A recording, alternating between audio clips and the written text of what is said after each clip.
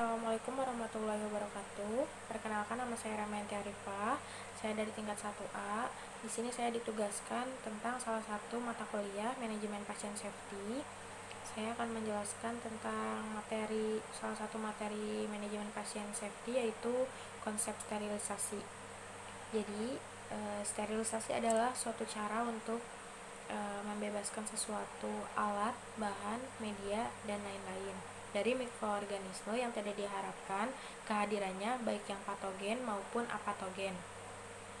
Atau bisa juga dikatakan sebagai proses untuk membebaskan suatu benda dari mikroorganisme, baik bentuk vegetatif maupun spora. Sterilisasi banyak dilakukan di rumah sakit melalui proses fisik maupun kimiawi.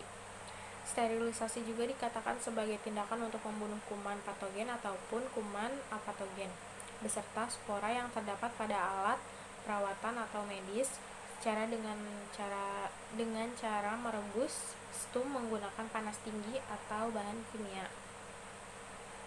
Hal-hal yang perlu diperhatikan dalam sterilisasi juga yaitu alat untuk mensteril harus siap pakai, bersih, dan masih berfungsi.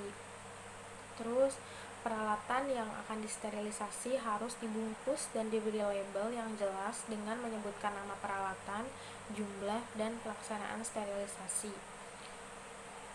Jadi ini kalau misalkan ada alat yang mau dipakai kayak untuk tindakan itu harus masih disegel atau masih ada bungkusnya atau masih dibungkusnya. Terus ada penataan alat harus berprinsip bahwa semua bagian dapat steril. Jadi sebelum peralatan medis itu mau dipakai untuk melakukan tindakan seperti operasi atau perawatan luka atau dan sebagainya harus benar-benar steril, dan kalau gak steril itu jadi gak bisa dipakai dan gak boleh dipakai karena takutnya ada kuman yang menyebar gitu. Jadi tubuh yang sehat kena alat yang tidak steril itu menjadi sakit gitu kan, jadi nggak lucu gitu. Terus gak boleh menambah peralatan dalam sterilisator sebelum waktu mensteril selesai. Terus memindahkan alat sterilis ke dalam tempatnya dengan korentang steril. Di sini juga ada jenis-jenis sterilisasi.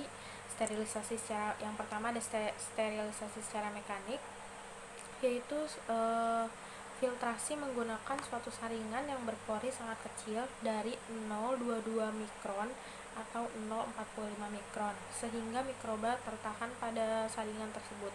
Proses ini ditunjukkan untuk sterilisasi bahan yang peka panas, misalnya larutan enzim dan antibiotik.